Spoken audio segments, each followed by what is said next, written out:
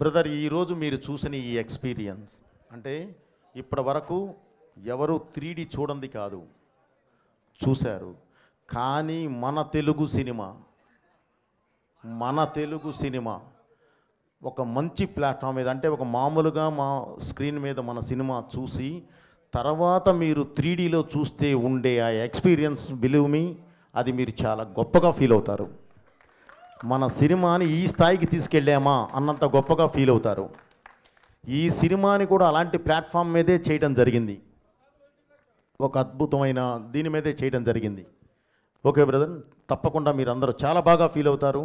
అలా అవ్వాలన్న ఉద్దేశంతోనే ఎప్పుడు బాలయ్య బాబు అభిమానులు కానివ్వండి, తెలుగు ప్రేక్షకులు కానివ్వండి, మన మీడియా వారు కానివ్వండి, ఒక కొత్తదనాన్ని తీసుకొచ్చి మీ ముందు నుంచో పెడితే దాన్ని తీసుకొచ్చి భుజాల మీద మోస్తారు, తల మీద పెట్టుకొని చూస్తారు.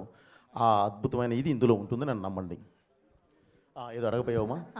నిన్న ముంబై ఎక్స్పీరియన్స్ ఎలా ఉన్నింది? అండ్ అదరగొట్టేశారు హిందీ స్పీచ్, మొదటి ప్రమోషన్ ముంబైతో మొదలు పెట్టారు, అండ్ అక్కడ రెస్పాన్స్ ఎలా ఉన్నింది? ఇప్పుడు నేను ఒకటే చెప్తున్నానండి సినిమా గురించి. ఈ సినిమా భారతదేశ ఆత్మ, ఈ సినిమా భారతదేశ పరమాత్మ, ఈ సినిమా ఈ దేశ ధర్మం, ఈ సినిమా ఈ దేశ ధైర్యం. ఇలాంటి ఒక అద్భుతమైన వేదిక మీదే, ఫౌండేషన్ మీదే ఈ సినిమా చేయడం జరిగింది. అంటే ప్రపంచ దేశాల్లో మీరు ఎక్కడికి వెళ్ళినా సరే మీకు ఒక మతం కనిపిస్తుంది, కానీ ఈ దేశంలో మాత్రమే ఒక ధర్మం కనిపిస్తుంది, సనాతన హైందవ ధర్మం. ఆ ధర్మాన్ని బేస్ చేసుకొని వెళ్ళేదే ఈ సినిమా. మీరు మీ ఇంట్లో ఉన్న చిన్నపిల్లల దగ్గర నుంచి అమ్మా నాన్నల వరకు అందరూ వరుసలో కూర్చొని అద్భుతంగా చూస్తారు. అది నా బాధ్యత, నేను మీకు ఇస్తున్న హామీ. సో ఇలాంటి సినిమా తీసినప్పుడు మీరు అడిగారు ఎందుకు ముంబై అని. Mumbai is a culture runway from movies. అది దేశానికి రాజధాని. మనం అక్కడి నుంచి, అంటే మూవీస్కి అక్కడి నుంచి కానీ మనం ప్రారంభిస్తే దేశం మొత్తం స్ప్రెడ్ అవ్వడానికి అవకాశం ఉంటుంది.